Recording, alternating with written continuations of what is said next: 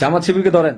আমি ফেসবুকে ভিডিও দেওয়ার পর দেখলাম যে অনেকেই অনেক পোস্ট করছেন, নানা ধরনের মন্তব্য করছেন, আমার কথা হয়তো বিশ্বাস করছেন না। অনেকের একটা প্রশ্ন ছিল যে আসলে আমি দেশে আছি বা আসলে দুবাই যাইনি।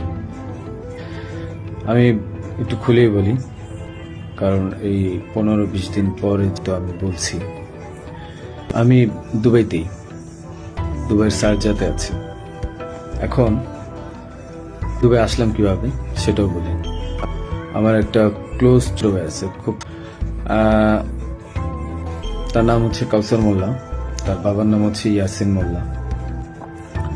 তো এই কাউসার মোল্লা খুবই ভালো একটা ছোট ভাই, সে সবসময় হেল্প করে। তার ওখানে আমি ছিলাম এক রাত ছিলাম, কারণ ওখানে থাকার পিছনে কারণ হচ্ছে মানে সাথে আবার আমাদের যে র্যাব 2 সেখানে খুবই ভালো সম্পর্ক। তার ওখানে এএসআই আছে তুষার নাম, তার সাথে খুব ভালো সম্পর্ক থাকার কারণে সে কিন্তু প্রথম আমাকে ফোন দিয়ে জানায় যে ভাই এই ঝামেলা হয়েছে, আপনি জানতে পারছি, আপনি আমার বাসায় আসেন, এরপরে আমি আপনাকে দেশের বাইরে পাঠানোর ব্যবস্থা করব। তো পরে বুঝতে পারিনি, পরে ফেসবুকে দেখলাম, তারপরে সে আমাকে লিঙ্ক দিল, দেখার পরে আমি তখন চলে যাই এবং এক রাত তার ওখানে ছিলাম। তার বাবা ইয়াসিন মোল্লা মোটামুটি পাওয়ারফুল লোক, আর টাকা পয়সা আছে অনেক। আমার কাজের জন্য কাউসার মোল্লা আমাকে হাতির সাথে পরিচয় করায় দেয়। সে আমাকে দেশ থেকে করছে, সেভ করছে, সবকিছু করছে। যেহেতু কাজটা আমি করি নাই, সে জানতো যে আমি কখন হাতির কাছে যাই। নাহিদ সার্জিস, তারপর আপনার হাতি, এদের খুব ক্লোজ, আমাকে বলছিল শেষ প্রশাসনকে বলবো যে আপনারা একটু কাউসার মোল্লা আর তার বাবা ইয়াসিন মোল্লা এই দুজনকে একটু জিজ্ঞাসাবাদ করবেন। জড়িত র্যাব 2 এর তুষার নামে একজন এসআই আছে, আপনারা তাকেও জিজ্ঞাসাবাদ করবেন আমি কেন দেশ ছেড়ে চলে গেলাম। আরে ভাই, আমি তো মানুষ, আমি ব্যবসা করে খাওয়া ছেলে। দিন শেষে দেখা যাবে যে আমি দেশে থাকবো, আপনারা আমাকে মব করবেন। তো যেহেতু মবের যুগ চলতেছে এখন, 5ই আগস্টের পর থেকে আপনারা মবের একটা যুগ নিয়ে আসছেন, তো আমি কিভাবে মানে দেশ না ছেড়ে আসি? ফাঁসাচ্ছেন। আমি গেছি ভাই কাজের জন্য, বানাই দিচ্ছেন খুনি। আর আপনারা বলতেছেন যে তোমার বাবা মা বলছে, তোমার মা বলছে, তোমার বোন বলছে, তোমার বউ বলছে, তোমার উমুক এক মাইয়ারা বানাই দিলেন আমার বান্ধবী, যে উমুকে বলছে, যে সবাই বলছে যে তুমি এগুলোর সাথে জড়িত। হ্যাঁ, আমি পাগল তো যে আমি মানুষ মার্ডার করে আমি আমার বাসায় যাব, আমি মানুষ মার্ডার করে আমি আমার বাসায় যাব যেন আমার 14 গোষ্ঠী ধরতে পারে। মানে আমি এত বড় বোকা, এত বড় পাগল? হ্যাঁ, মানে এটা তো মানুষের কমন সেন্স। আমি কেন বাসায় যাব? আমি একটা মানুষের মার্ডার করছি, আমি তো সোজা এক্সিট নিব, আমি কেন বাসায় যাব? তারপর এই যে আপনারা বলতেছেন যে আমার আমার মা বলছে, বাবা বলছে। আরে ভাই, আমি জেলখানায় খবর নিছি তাদের ওখানে যাওয়ার পর।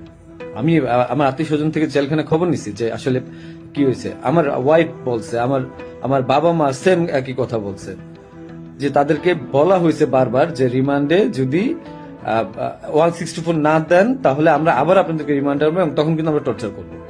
তাহলে কি করবে যারা জীবনে কোনোদিন প্রথম জেলখানায় গেছে? কি মানে এগুলো কি আপনারা কি পাইছেন যে আমি ওরা মার্ডার করছি? প্রমাণ কোথায় আপনাদের কাছে যে আমি ওকে মার্ডার করছি?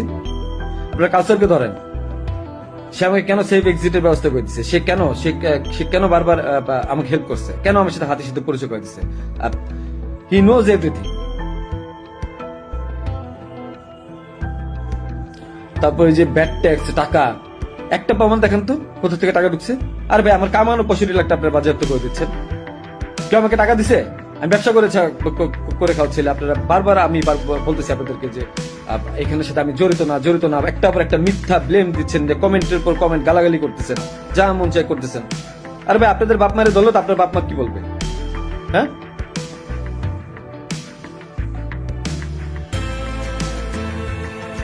যে আপনাকে জিজ্ঞাসা করেন যে গেঞ্জি কার কাছ থেকে বাঁধিয়েছে, পতাকা কার কাছ থেকে বাঁধিয়েছে, জিজ্ঞাসা করেন। এই খুনির বিচার হবে। আমাকে ফাঁসানোর চেষ্টা করছেন, করেন, কি করবেন? শাস্তি দিবেন, দেন। বাপ মাকে তারা তো কিছু করেনি। হ্যাঁ, পুলিশ সব জানে। কোয়া থেকে পিস্তল উদ্ধার করছেন, আমার শ্যালককে ফাঁসায় নিয়ে গিয়ে কোথা থেকে পিস্তল উদ্ধার করে নিয়ে আসছেন? হ্যাঁ, যা মন চায় তারা পুকুর থেকে পিস্তল উদ্যোগ করে নিয়ে আসছে, মানে এগুলা কি ফাইজলামি? হ্যাঁ, আমার বোনের বাসায় পিস্তল পাইছেন, গুলি পাইছেন, এই গুলি পিস্তল আপনারা বলতেছেন বারবার যে তার বাসায় চিপ আরে ভাই আমি ওই জায়গার মধ্যে মোবাইল ফালাই দিছিল, ওই জায়গায় আমার মোবাইল ফালাইছে, ওই মোবাইল আনতে গেছে ওইটারে বানাচ্ছে গুলি পিস্তলের জায়গা না? বাসা থেকে কারো কাছ থেকে পাইছেন, কারো বডি রিকভারি পাইছেন আপনারা?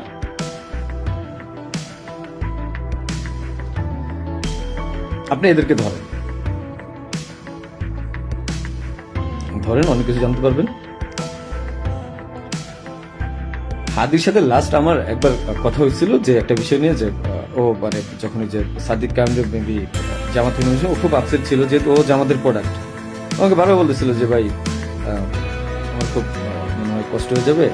আমি ওরা বলছিলাম ফাইজলাম করে যে মির্জাবাজ ভাই তো খুবই ভালো মানুষ, ওনার কাছে যান, উনি আসলেই ভালো মানুষ। তো ভাই তো ভালো মানুষ, হাদি নিজেও বলছে যে মির্জাবাজ ভাইয়ের কাছে যান, উনি ভালো মানুষ, ওনার কাছ থেকে আপনি যা 2-4 কোটি টাকা নিয়ে আপনি নির্বাচনটা বাদ দিয়ে দেন। এটা আমি একবার ফাইজলাম করতে করতে বলছে ভালো তো ভাই, যদি টাকা দেয় তাহলে তার নির্বাচন করা লাগবে। তো হাদির মুখে শোনা মির্জাবাজের ভালো মানুষ, মির্জাবাজের মতো লোক এই কাজ করতে পারে না, যারা করতে পারে তাদেরকে জিজ্ঞাসা করে। সীমা জামাত শিবিরকে ধরেন,